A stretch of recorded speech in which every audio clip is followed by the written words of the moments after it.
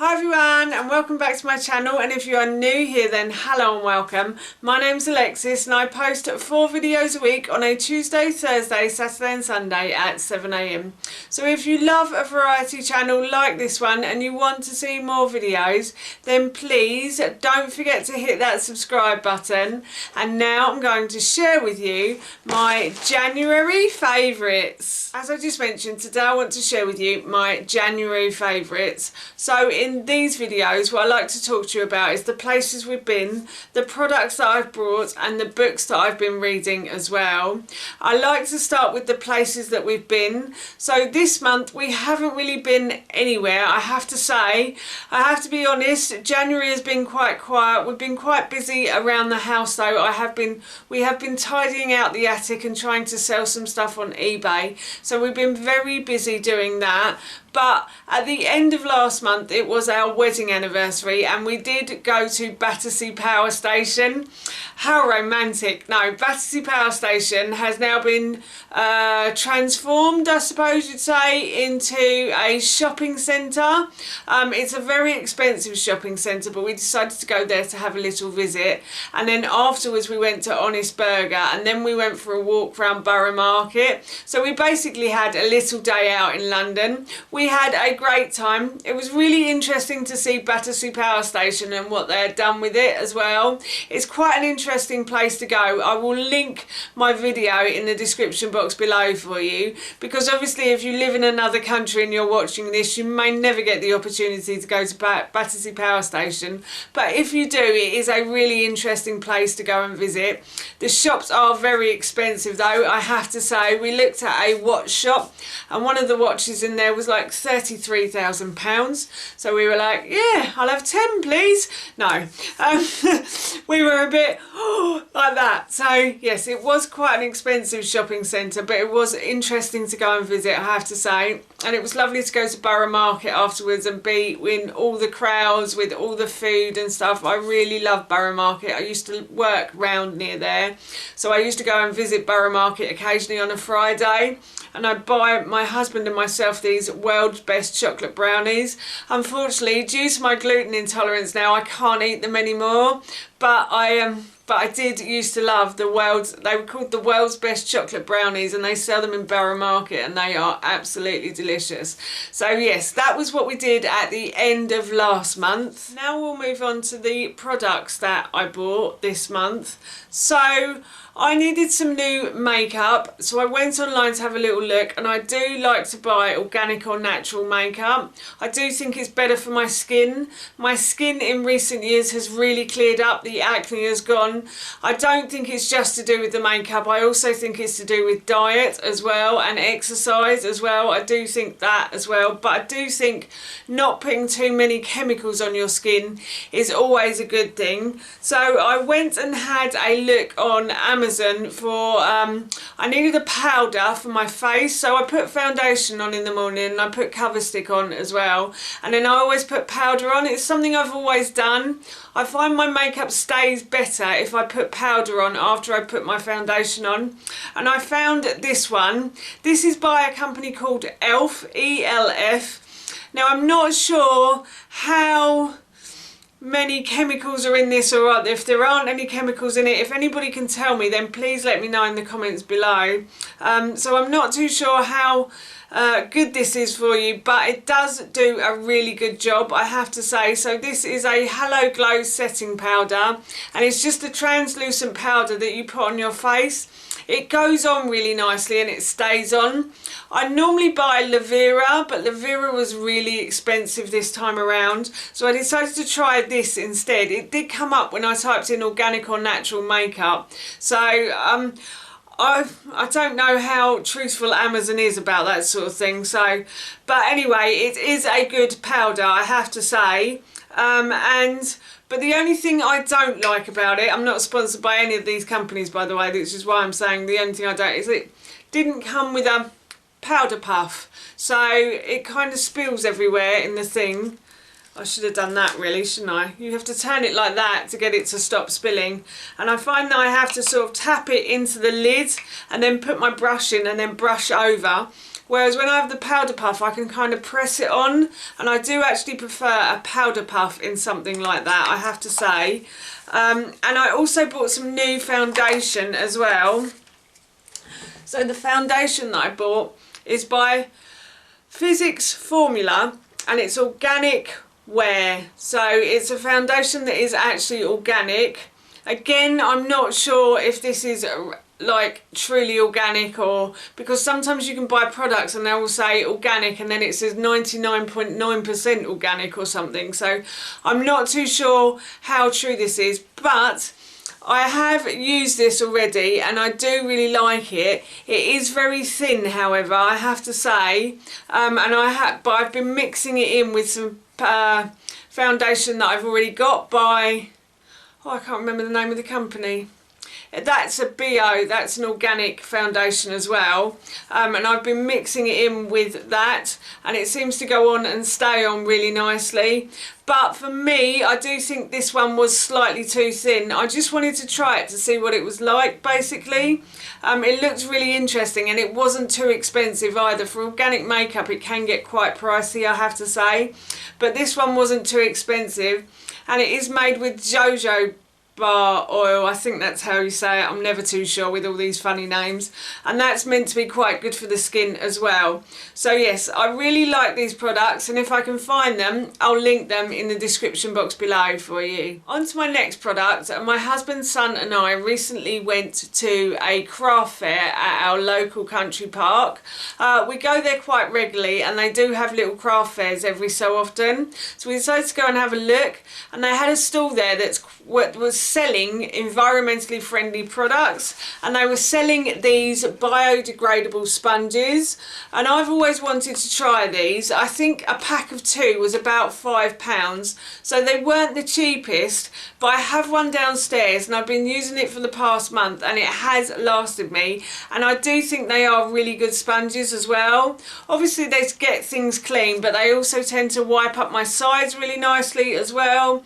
If I wring it out before I wipe any splashes or water away, they tend to soak up all the water as well. I'm actually really pleased with these sponges, and I'm really pleased I bought them. So what happens is over time the sponge will just start to disappear, it will degrade, and just hopefully it won't have any harmful effect on the environment. So I'm really pleased I bought these. As I said, they weren't the cheapest, but if I can find anything similar, or if I can find the company that sold them to me, I will link that in the description box below for you. At the same craft fair I also brought a brush for the dishes as well. That's really hard to say, brush for the dishes. Again, this is a biodegradable brush. It wasn't the cheapest, I have to say. It was probably about £5, I think. If I can find anything similar I will link it in the description box below for you. I have bought brushes in the past to clean the dishes with, and I bought them from IKEA. And the thing I found was that they went quite mouldy round the ends of the brushes. So down the bottom part of the brushes went quite mouldy and manky, and it just looks horrible. It looks horrible sitting by the sink. So I thought I'd try this. I have been using this recently, which is why it looks slightly wet, but it does seem to be a lot better than the IKEA ones. We will see how long it lasts. But the great thing about these is that you couldn't do with the IKEA ones is you can just replace the head of the brush, so you don't have to buy a whole new brush, you can just replace the head, which I really liked. And this is biodegradable, so this will just degrade away in the environment. So yes, really like this. Wasn't the cheapest, but if I can find it again I will link it in the description box below for you. And the next product that Ted and I found in our local Sainsbury's is this gluten-free super hoops, and they are organic and vegan friendly as well.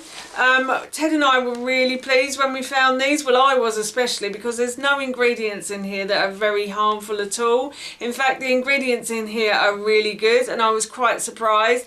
Again, these weren't the cheapest. Nothing gluten-free ever is though, is it? So these were about £3 £2 a box. So we do eat these with great care and attention to detail, I have to say. But we really like them. They are really tasty, really nice with oat milk on in the morning. And again, I brought these in Sainsbury's and I will link them in the description box below for you. The next product that Ted and I found are these Abakus seaweed crisps, and these are sea salted. We love these, I have to say. We actually fought over this packet.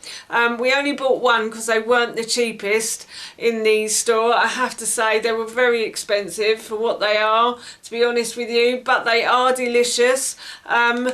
And seaweed is meant to be really good for you, especially after you've given birth as well. There's a country in the world that eats a lot of seaweed, and it's got a lot of iodine in it, and I think that's what you miss after you give birth, is the iodine.